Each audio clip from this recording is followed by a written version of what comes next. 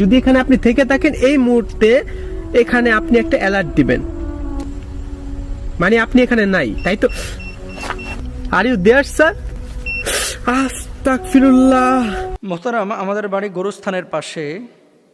তো রাত্রিবেলায় গরুস্থান থেকে কেমন যেন শব্দ আসে, সেই সাথে মাঝে মাঝে আমরা জানালা খুললে দেখতে পাই যে সাদা একটা অস্তিত্ব, কখনো গাছের ওপরে কখনো গাছের নিচে, মনে হয় যে কাফন পরা আছে, কিন্তু স্পষ্টভাবে চেহারা দেখা যায় না।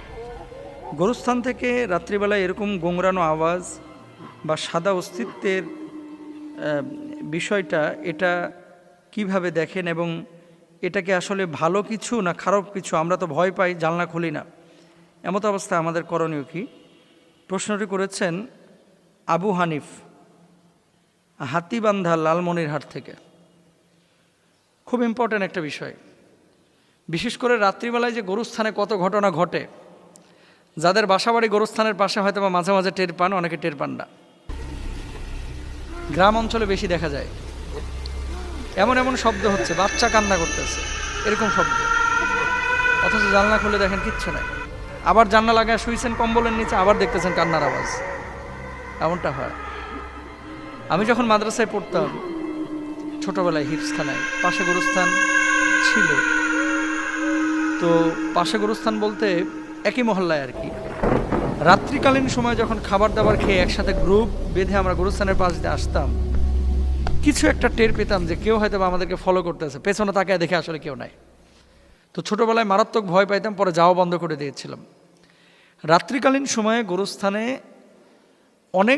অনেকে অনেকভাবে ব্যাখ্যা করে থাকেন বাংলাদেশে।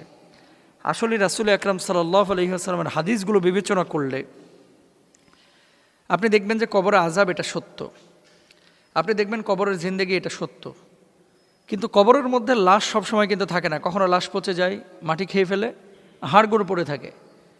জিনদের প্রধান খাবার কিন্তু হাড়গোড়, এবং জিন জাতি এই সমস্ত, যেহেতু আমাদের বাংলাদেশের ম্যাক্সিমাম কবরস্থানগুলোই কিন্তু অপরিচ্ছন্ন মানে ওই ইউরোপ বা পশ্চিমা বিশ্বের খ্রিস্টানদের যে গৌরস্থান বা কবরস্থান এরকম নিট অ্যান্ড ক্লিন না। ঢাকা সিটির আজিমপুরে যেয়ে দেখেন না কি অবস্থা। ঢাকার ভেতরে যদি অবস্থা হয়, গ্রাম অঞ্চলের অবস্থাটা কি?